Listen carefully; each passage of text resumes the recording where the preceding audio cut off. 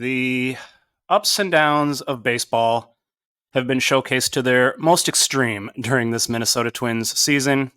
The team pulled out of a brutal early slump, played brilliantly for 3 weeks, and then once again fell flat on their faces over the past week with some of the worst performances we've seen all year. Will the real Minnesota Twins please stand up? Hi, this is Nick Nelson of Twins Daily, and you are listening to the Week in Review podcast. I am the author of Twins Daily's weekly Week in Review column on the website, and this is the audio version in which we take a look through the events of the past 7 days, the good, the bad, and in this case, plenty of ugly to review in an 0-6 week for the Twins. So let's just get right down to it. It's going to be a little painful, but hopefully we can commiserate and come away with this with some semblance of positivity or optimism going forward. This is the weekly snapshot for Monday, May 13th through Sunday, May 19th. As mentioned, the Twins went 0-6 in the past week, dropping their overall record to 24-22. Outscored by their opponents by 24 runs in 6 games over the past week. Their run differential for the season now back close to even at +3. And the Twins now third place in the American League Central, 5.5 games behind the Cleveland Guardians. Dropped 5 games in the standings over the past week after very nearly tying the Guardians. As of last Sunday, they were just a half game out. Quick look at last week's game results for the Twins. Opened the week on Tuesday against the Yankees with a 5-1 loss at Target Field. The Bronx Bombers cooling off a red-hot Minnesota team that had won 6 straight series and 17 of its last 20 games. The following day, another ice-cold effort from the Twins offense, which was bottled up in a 4-0 loss. Pablo Lopez battled but gave up a few runs, and the lineup really giving the Twins no chance in that one. Or on Thursday, in the third game of the series, Twins swept away a very punchless effort, 5-0. Really were not able to get anything going in that game. A familiar story as the Twins absolutely trounced by the Yankees at home. Headed to Cleveland for a big division showdown over the weekend, and can't say that things went much better there. Opened the series on Friday night with a 3-2 loss. Another quiet game for the offense. Managed to have it tied late, but Jose Ramirez beating Yohan Duran with a home run in the bottom of the 8th to get the win there. Following game, a complete blowout. Cleveland winning 11-4. Ugly, sloppy, terrible game from the Twins. And they really were not able to bounce back on Sunday. A 5-2 loss. Duran once again gives up a big home run. And the Guardians walk off the Twins, pushing that losing streak to 3 games. Swept in 2 straight series by pretty important opponents. So yes, a very ugly, bad week for the Twins. I mean, there's not enough to say about how disappointing what we just saw was. And we'll dive in a little deeper here as we break things down. So we start, as always, with some of the news and notes from the past week. Twins did get Byron Buxton back following a relatively short stay on the injured list. The 30-year-old was activated in Cleveland on Saturday, 15 days after being placed on the shelf with knee inflammation, thus giving the team a much-needed defensive upgrade in center field, where Willie Castro had a really tough week, as well as on the base pass, where he made some things happen late in Sunday's game. I'm not going to say he looks like he's very comfortable to my eyes out there, and he was really pressed into some tough duty on the base pass with a couple high-intensity plays, but I don't know. I just hope he can keep fighting through it. He's obviously making a difference, even if the bat still not doing much. On a corresponding move there, Austin Martin sent back to AAA, where he will focus on jump-starting his offensive game. Austin Martin batting just .224 with a .644 OPS through his first 30 big league games. And that doesn't really work too well when the defense has largely been pretty underwhelming from him, regardless of where he's playing. Not too worried about it. He's a rookie, but he's got some things to work on. In the bullpen, it looks like Jay Jackson's time as a Twin has already reached an end, unfortunately. Last week on the show, I mentioned that I had to imagine that patience was growing very thin with Jackson following a really rough week last week, where the performance is going beyond just bad and venturing into the realm of unusable. I mean, he just doesn't look like someone who can get out there at all in his late 30s. Another disastrous outing this past week on Saturday. Through one inning against Cleveland, gave up 4 hits and 3 earned runs. Proved to be the final straw for Jackson. He was designated for assignment after that game. We will see where he goes from here at age 36. He might end up passing through waivers and going back to St. Paul. Despite his age, he doesn't really have the big league experience to refuse an assignment, is my understanding. But as Rocco Baldelli noted when he was talking to media this weekend, unless Jackson can find some of the lost velocity and stuff that were there in the past, he just doesn't have a chance to succeed in the major leagues. And I think that's why the Twins pulled the trigger on this decision, even with a fairly small sample, even liking Jackson a lot as a person. It's pretty obvious to watch that this guy does not have the ability to hold his own against major league hitting right now. And unless that changes, I think this is probably the end of the line, and given his age, which is really unfortunate to see.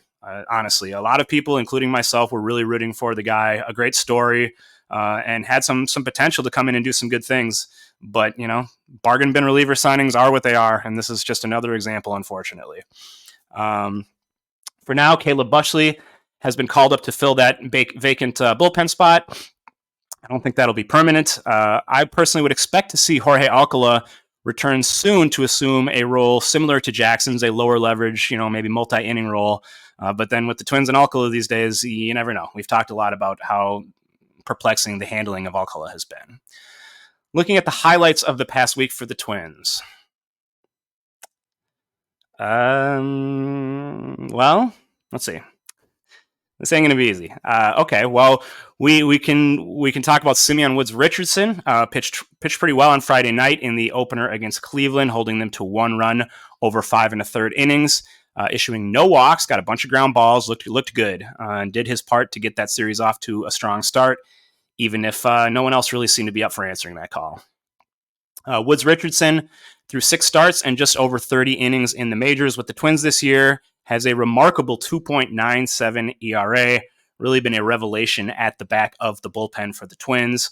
It is true that, if you take a look at his StatCast metrics and sliders, you're going to see a fair amount of blue there, which maybe suggests that he's overperforming. I don't think that is shocking to anyone. This particular level of success, a sub-3 ERA, probably not going to be sustainable. But this is still really encouraging to see from Simeon Woods Richardson as a 23-year-old in the major leagues, especially given that coming into this season, a lot of people, including myself to some extent, I will admit, had more or less written him off. He looked bad last year. And it seemed like, he needed to make some changes, and those changes have taken place, and it's paying off for him and the Twins. The other performance, I guess, worth mentioning as a positive from the past week, Chris Paddock pitched really well on Sunday, closed out the week with a very strong and encouraging outing. Held Cleveland to 2 runs over 8 innings. It was the deepest start of his career, deepest start by any Twins pitcher so far this season. Even though, like Simeon Woods Richardson's start from 2 nights earlier, all ended up being for naught, thanks to a lineup that right now is pretty much incapable of even putting up a fight.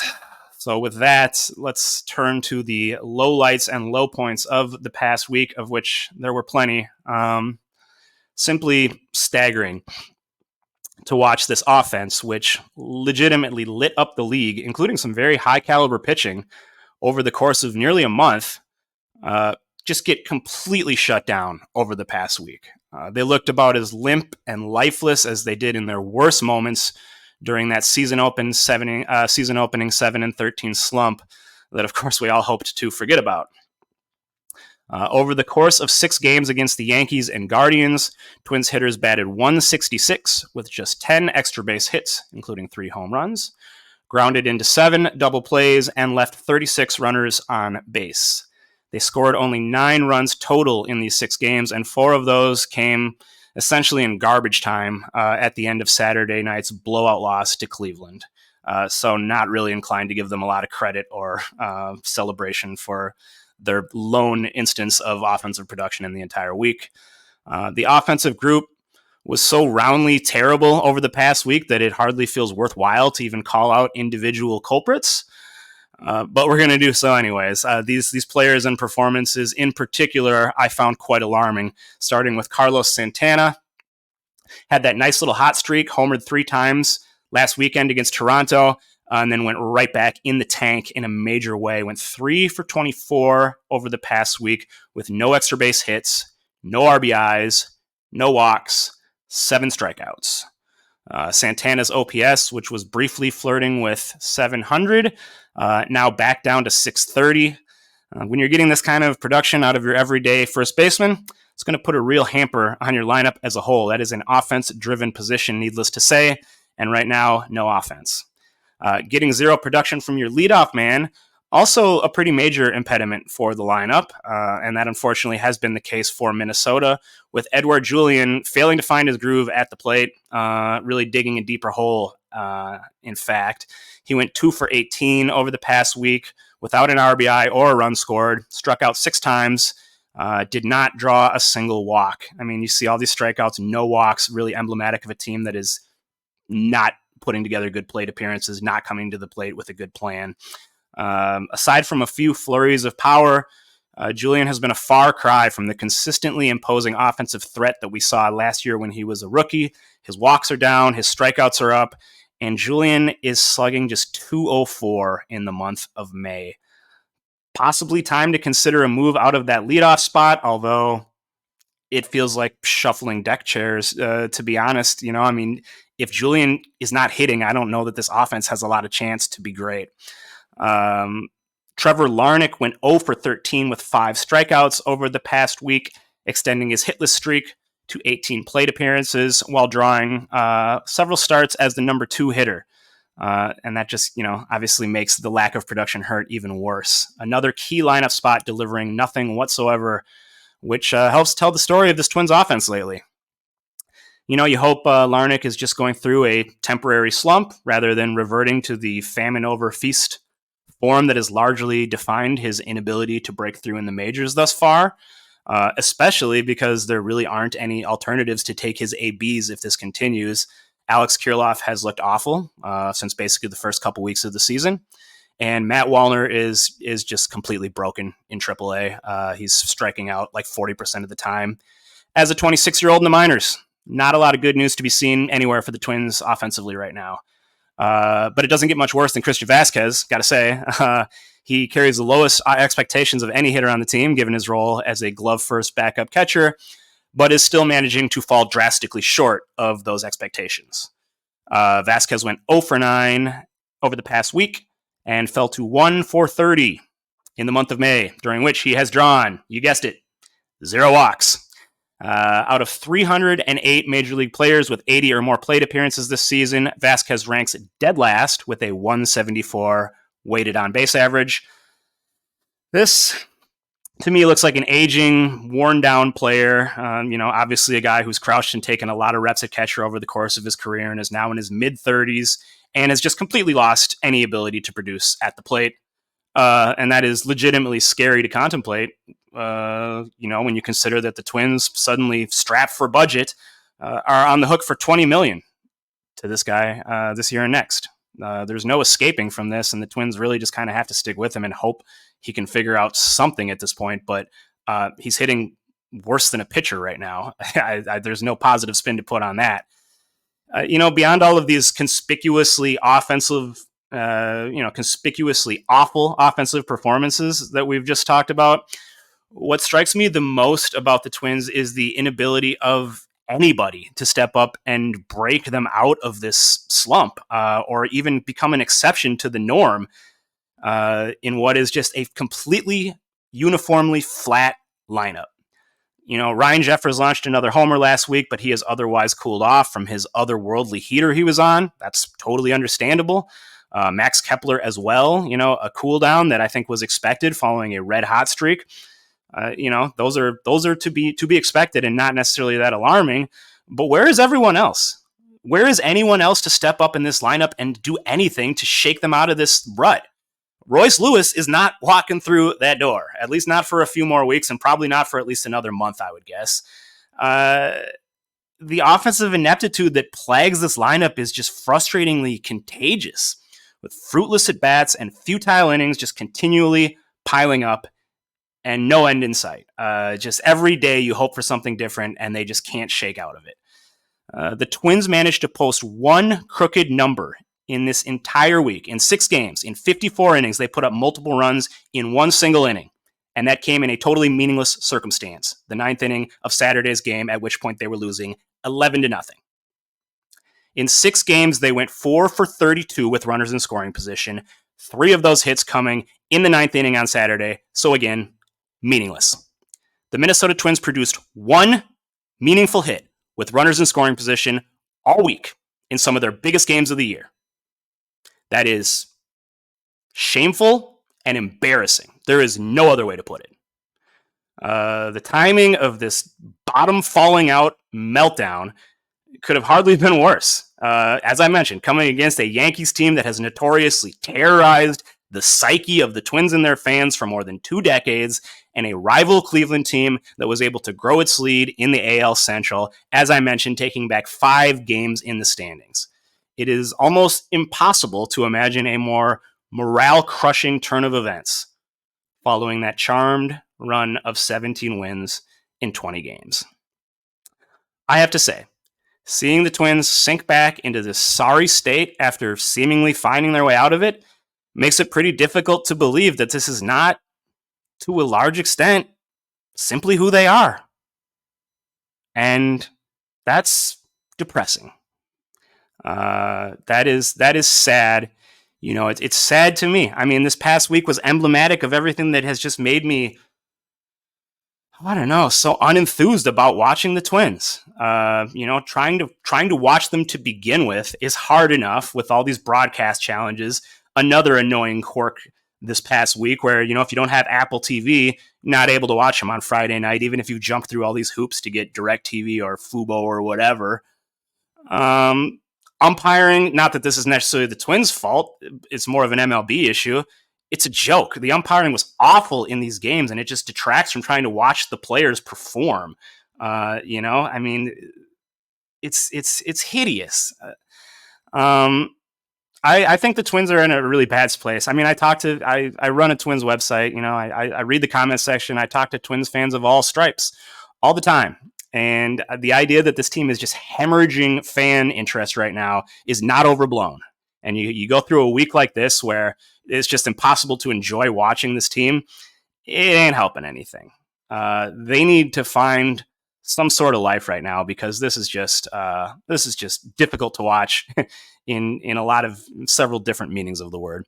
Let's move on to the trending storyline here as we flip the calendar and hope to flush everything that we just witnessed in the past week. If the Twins' offense continues to flounder like this and the front office finds itself looking for a way to jolt them back to life or find some sort of energy that will awaken anyone, there aren't many appealing options in the organization at the moment in terms of call-ups or substitutions. Brooks Lee remaining sidelined indefinitely, as far as I know, with his back issues. I've not heard anything to suggest his return is imminent. And then you look at the 40-man roster, and it's largely bereft of standout bats who look like they could be guys that might step in and give the Twins a spark. Austin Martin, as we mentioned, sort of part of the problem before he got sent down. And Wallner, as we also mentioned, a total mess right now, not anywhere near getting called back up. Junior Severino, who was added to the 40-man roster, a slugging, switch-hitting first base type, theoretically a big bat that you could have available, is hitting 148 at AAA. He ain't coming up. So I think if you're looking for anyone in the system, a realistic option to join the fold, I think you have to look down a little further to AA at Emmanuel Rodriguez. He's the number 3 prospect in the organization and has definitely been the biggest bright spot in the Twins system thus far this season.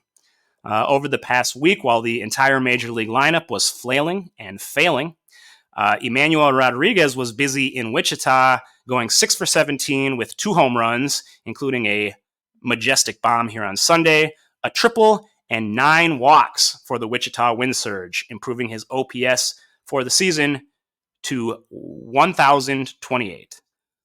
He's got power, he's producing, he is an exciting player, and I think the thing that really stands out with what we've been talking about, some of the plate approach issues that the Twins are experiencing, 9 walks. I mean, this is one of the most patient hitters in pro baseball. Of course, Emmanuel Rodriguez is only 21 years old, and you certainly do not want to rush a developing prospect out of panic. But if the Twins are looking to shake things up and, like I said, find some sort of spark for the offense, it is an option. And at this time, it's really their only option. So we'll see if it's something that they consider should things continue to trend this way. Closing out our show for today, we look ahead to the next week. A pair of left-handed starters are on tap in Washington, where the Twins will head next for 3 games to face a sub-500 Nationals team, offering a decent chance for them to try to get right, following some tough competition, some admittedly very tough competition on the schedule these past couple weeks. Get ready to see our old friend Joey Gallo in that series, who recently came off the injured list. I believe he's batting 120, which will, I'm sure, shock everyone. And then over the weekend, the defending champion Texas Rangers will visit Target Field for 3 games. The pitching probables for those series in Washington, it'll be Mitchell Parker, Patrick Corbin, a couple lefties, starting on Monday and Tuesday for the Nationals, followed by Jake Irvin on Wednesday. Twins will be throwing Pablo Lopez, Joe Ryan, and Simeon Woods-Richardson in that series. And over the weekend, it'll be Bailey Ober, Chris Paddock, and Lopez going for the Twins against Michael Lorenzen, John Gray, and a Saturday starter who I believe is still to be announced at this point for the Rangers. So things get a little easier, but not a lot easier here in the next week. And the Twins are going to have to play much better baseball if they want to get things on track. There's, regardless of the level of competition, what we saw over the past week was just unacceptably poor baseball. There's no other way to describe it, and I'm sure they know that. And hopefully, we've seen this team turn on a dime multiple times already this season, which I guess is a reason to have hope. And one thing I've talked about on this show when they're in these ruts is if you've watched baseball long enough, you know how these ebbs and flows go. When they were 17-3, I think a lot of us kind of felt like the other shoe was going to drop. It has dropped in a major way this past week. But you like to think that the pendulum is going to swing back the other direction here. The good news is that because of that great run, the Twins still 2 games above 500, which is, hardly a disaster. So as long as they can find a way to get back on track, they can be okay. But what we saw this week, combined with some of the slumping we saw in this season, is hugely troubling. So hoping for better things here in the week ahead. Thank you once again for tuning in to the Week in Review. My name is Nick Nelson once again. We always appreciate it if you drop a review for us, reach out on Twitter, or best of all, come by the site, come by twinsdaily.com. Despite it all, a lot of fans who are still invested in this team love baseball, love the Twins, and we'll talk through it, all the good and bad. So come share your own thoughts and commiserate with your fellow fans at the website, and we'll see you all next week. Thanks a lot.